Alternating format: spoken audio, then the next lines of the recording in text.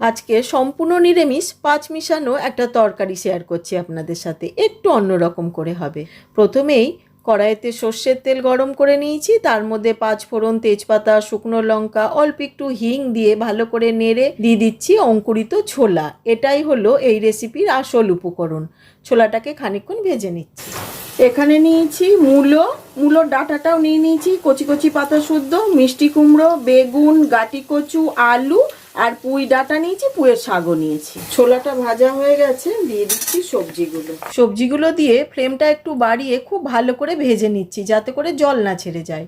যখন বেশ ভালো মতন ভাজা ভাজা হয়ে গেছে, দিয়ে দিলাম প্রয়োজন মতন লবণ, হলুদ। এখানে নিয়েছি আদা, কাঁচা লঙ্কা, নারকোলের পেস্ট, সেটা দিয়েও খুব ভালো করে কষিয়ে নিচ্ছি।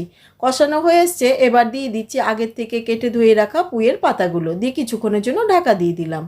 হয়ে গেছে, ঢাকাটা খুলে নেড়ে নিচ্ছি। খুব ভালো করে নেড়ে মিশিয়ে নিয়ে আবারও খানিকক্ষণের জন্য ঢাকা দিয়ে দিচ্ছি। এইভাবেই কিন্তু সবজিটা রান্না করতে হবে। প্রায় 5-6 মিনিট হয়ে গেছে, ঢাকাটা খুলে নিচ্ছি, দেখিয়ে দিচ্ছি। দেখুন কত জল ছেড়েছে। আমাকে কিন্তু জল দিতে হয়নি, তবে আপনারা দরকার হলে অল্প একটু গরম জল অ্যাড করতে পারেন। খুব ভালো করে নেড়ে মিশিয়ে নিয়েছি। এবার দিয়ে দিচ্ছি চিনিটা দিয়েও আরও 2-3 মিনিট এইভাবে জাল দিয়ে নিচ্ছি। দেখে নিচ্ছি, দেখুন সব সবজিগুলো সেদ্ধ হয়ে গেছে। দেখতেও কত লোভনীয় হয়েছে বলুন তো।